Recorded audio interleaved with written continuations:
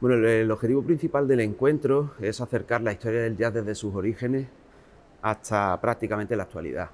Sabemos que el jazz es una música con muchos orígenes, una música que viene desde África y prácticamente es asumida por todas las culturas a las que permea, ¿no? Entonces, un poco es hacer una historia amena, interactiva incluso con los asistentes, para que sepan un poquito de dónde viene esa música y con qué otras músicas se mezcla a través de los años, ¿no? Obviamente la música del jazz no se puede contar, o cualquier música, puedes contarlo a través de las palabras, de la historia, pero nosotros lo que intentamos contar esa música a través de la propia música, que es la forma más clara de dar ejemplo de lo que queremos contar y de lo que queremos que los asistentes se lleven a su casa. Yo llevo un cuarteto de jazz, ¿no?, con pianista, cantante, contrabajo, batería y yo tocando el saxo. Puede ser que la flauta también en algunos de los temas. Y abordaremos musicalmente desde el principio, desde las tribus africanas y música percusiva simplemente, sin nada más, hasta, por ejemplo, el free jazz, ¿no?, de los años 70 con Ornette Coleman, incluso el jazz eléctrico. Incluso daremos alguna pinceladita de cómo el jazz se introdujo o se mezcló también con la música española, ¿no?, con ese tema tan famoso de Chick Corea que es Spain, ¿no?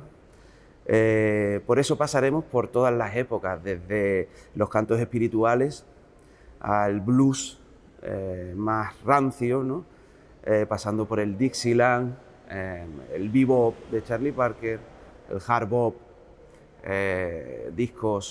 nombraremos discos tan emblemáticos como el Kind of Blue de Miles Davis y bueno, haremos eso, un repaso por la historia con multitud de estilos, los asistentes podrán ver obviamente qué diferencias, ¿no?, había entre el jazz de los años 20 o el jazz de los años 80, ¿no? Por eso digo que el jazz es una música tan maleable y tan exportable que sorprenderá a los asistentes, ¿no? Estilos tan diferentes, ¿no?, en la propia narración de la historia del jazz. Tenemos que tener en cuenta que el jazz es una música folclórica norteamericana, como aquí lo es el flamenco o en otras culturas, pues la música típica folclórica.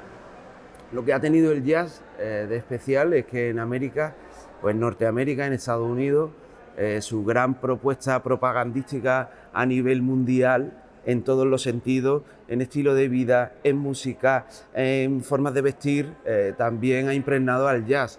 Y esa música también ha sido parte de la bandera con la que Estados Unidos, en ciertos momentos de su historia, llevó por el mundo, y el jazz fue muy exportado.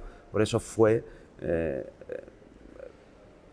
música básica en Estados Unidos, pero después se unió, como he dicho antes, a otras muchas músicas de otros diferentes países. Y creo que tiene que ver con eso, con una historia de un país en sí, y no como la música en la música per se. Por ejemplo, nosotros, la música china en China pues es súper tradicional y es súper conocida, pero no nos llega a nosotros, porque China es un país pues, que tiene otra forma de, ¿no?, aventurarse o abrirse al mundo.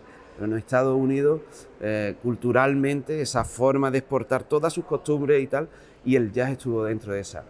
De hecho, vemos el jazz en la música de Hollywood, vemos el jazz en los musicales, vemos el jazz en una cantidad de propuestas artísticas que no son meramente musicales, pero que el jazz acompaña a esas propuestas artísticas. Entonces, imagínate, ¿no?, que sería a nosotros ver una película como Someday My Prince Will Come, ¿no?, que es la de La Cenicienta, o películas sin estándar de jazz, ¿no?, están íntimamente relacionadas. En fin, yo creo que tiene que ver con eso. La música per se puede ser exportada o no, pero es también la identidad de un país, que quiere el país exportar, ¿no?, qué capacidad tiene de exportar esa cultura a otros sitios, ¿no? Y el jazz y Estados Unidos lo hicieron muy bien, pese a ser una música de gente afroamericana, que después en su sitio eran muy denostados, ¿no? Y tenían ¿no? Esos problemas raciales también, ¿no? Fíjate, hay una gran dicotomía ahí, ¿no?